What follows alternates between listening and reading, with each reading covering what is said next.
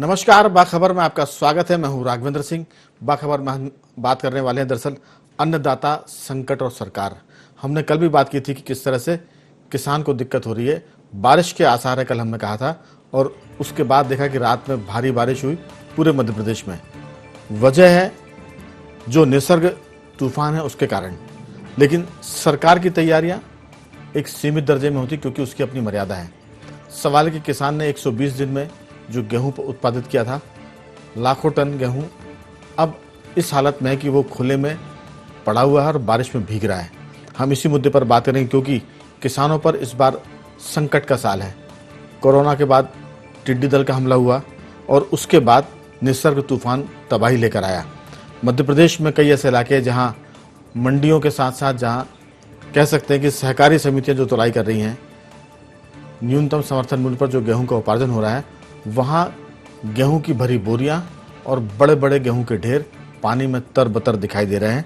सरकार का दावा है कि 96% गेहूं वेयर हाउस में रखवा दिया गया है और करीब 4500 खरीदी केंद्र खोले गए हैं। 10 जून तक सरकार ने खरीदी की घोषणा की है, लेकिन जो बारिश कल हुई है, कल से आज तक, उससे अनुमान है कि शायद सरकार गेहूं खरीदी की तारीख को बढ़ा दे। हो सकता है कि वो 15 जून या 20 जून तक हो जाए। तो बहुत महत्वपूर्ण है ये मुद्दा, जो बताता है कि अन्नदाता की जो मेहनत है वो किस तरह से पानी में जा रही है। सरकार क्या करे, किसान क्या करे और आने वाले भविष्य की तैयारी क्या करे, इस महत्वपूर्ण मुद्दे पर हमारे साथ टेलीफोन लाइन पर चर्चा करने के लिए मौजूद हैं दो वरिष्ठ साथी। वरिष्ठ पत्रकार राकेश दीवान जी भी हमारे साथ हैं और किसान नेता केदार शंकर सिरोही भी। केदार जी और राकेश जी, आप दोनों का बहुत बहुत स्वागत है। राकेश जी, मैं चर्चा की शुरुआत आपसे करना चाह रहा था कि किस तरह से हमारे यहाँ देशी प्रथा थी भंडारण करने की, सरकार ने उसको बहुत ही कह सकते हैं कि आधुनिक किया और वेयर हाउस बनाया और इसके साथ साथ बड़े बड़े भंडारण के काम शुरू किए। लेकिन अभी भी गेहूं बच नहीं पा रहा है। लाखों टन गेहूं बारिश में सड़ जाता है और इस बार तो अभी गेहूं की खरीदी हो रही है और बारिश ने सारा खेल खराब कर दिया है। आपकी राय? ये बात बिल्कुल वाजिब है और असल में ये तो सारी चीजों में, हमारे जीवन के हर हिस्से में आप देखेंगे कि सरकार उसका जिम्मा लेती है और फिर वो ठीक से कर नहीं पाती जी। अब भंडारण की बात आपने की, हमारे इलाकों में जहाँ के हम लोग हैं, आप भी वहीं उसी इलाके के हैं, एक बंडा नाम की चीज हुआ करती थी जी, जो बहुत गहरा गड्ढा होता था और जिसमें बहुत प्रकार की फसलें, अकेला गेहूं नहीं, उसमें तमाम तरह की और चना भी, मक्का भी, तमाम तरह की चीजें, एक तो खाने के लिए और दूसरा बीज के लिए रखी जाती थी। और वो भंडारण का इतना पुख्ता इंतजाम था कि भर बरसात में कितना भी पानी गिर जाए उसके ऊपर, उस पर एक बूंद पानी नहीं रुकता था। और फिर बाद में उसको खोल के उसको हर एक अपने पास रखते थे। हर गांव में खासतौर पे जो बड़े किसान थे उनके पास तो बंडा था ही था, लेकिन आसपास के छोटे किसान भी जिनके पास कम फसल थी, वो भी उस बंडे में अपना अनाज रखा करते थे। ये पूरी प्रक्रियाएं एक दौर में बहुत सक्रिय थी और बहुत अच्छे से उसका भंडारण होता था जी। अब ये हुआ कि धीरे धीरे करके वो सारा का सारा समाप्त हो गया और एफसीआई के गोडाउन्स में बात आ गई जी। एफसीआई के गोडाउन्स जो है वो पूरे नहीं पड़ रहे हैं। आप जानते हैं, जैसा आपने खुद कहा कि इस साल भी बहुत संकट है, हर साल का संकट है। हमारे यहाँ इस साल जो है एफसीआई के मतलब भंडारण वालों ने सरकार से ये निवेदन किया था कि वो किसी ऐसे देशों को देखे जहां पर गेहूं और अनाज की जरूरत होगी, ताकि उसको वो बेच दिया जाए या उसको दे दिया जाए और हमारे पास भंडार खाली हो जाए, ताकि हम नई फसल जो आ रही है उसको रखने का इंतजाम कर सकें। वो हो नहीं पाया, तो अभी हमारे पास अनाज जो है वो बाहर सड़कों पर हर साल होता है। 2001 से लेकर के 2001 में का मैं इसलिए जिक्र कर रहा हूँ कि उस समय सुप्रीम कोर्ट में पहली बार यूसीएल ने एक पिटीशन दायर की थी, जिसमें ये कहा गया था कि भाई देश में बहुत भुखमरी है और एक सुझाव दिया गया था कि आप इस अनाज को वहां बांट दीजिए, जब इतना सारा अनाज पैदा हो रहा है और लोग भूखे भी मर रहे हैं, तो ये कुछ ठीक बात नहीं जमती है, तो लोगों को दिया जाए। उस समय कृषि मंत्री थे शरद पवार जी, उन्होंने सख्त आपत्ति जाहिर की।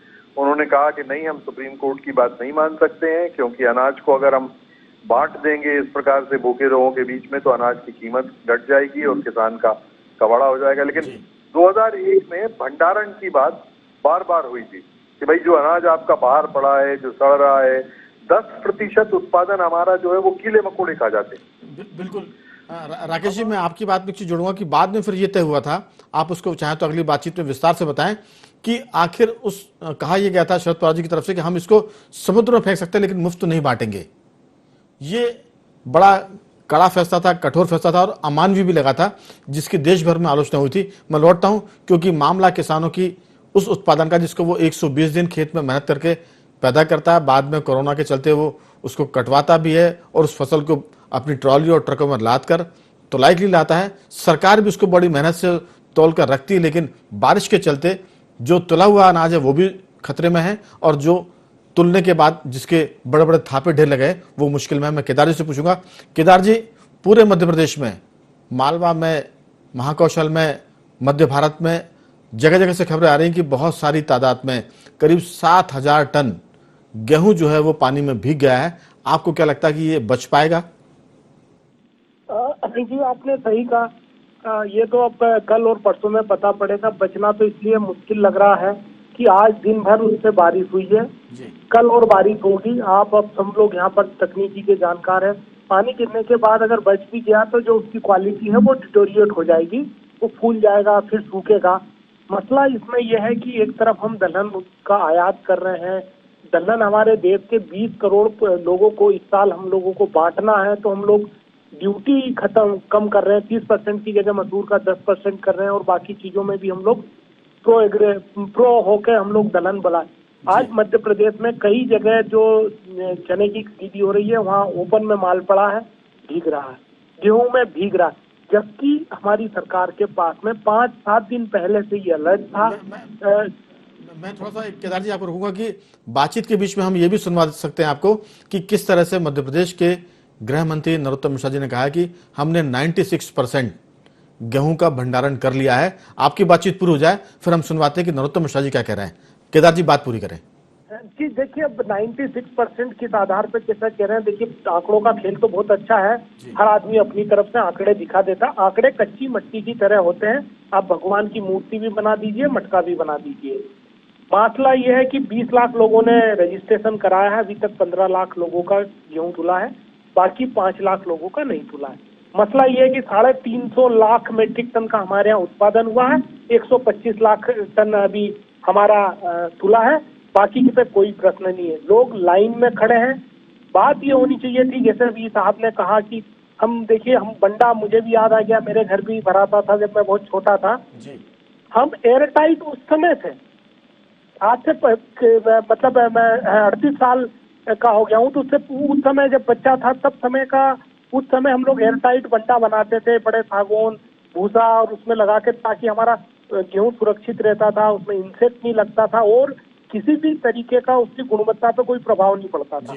आज की उसमें परिदृश्य में हमारे पास इतने संसाधन हो गए, टेक्नोलॉजी हो गई, हमारे बेचने वाले किसानों का 2 महीने पहले हमारे पास डेटा आ गया, उसके बाद भी अगर हम व्यवस्था नहीं कर पा रहे हैं तो ये हमारे ऊपर प्रश्न चिन्ह है। दूसरी तरीके, जिस तरीके से सरकार ने कहा, एक आखिरी बात है कि हम जो किसान का खराब हो रहा है उसको पैसा दे देंगे। अरे आप पैसा दे देंगे, किसका पैसा देंगे?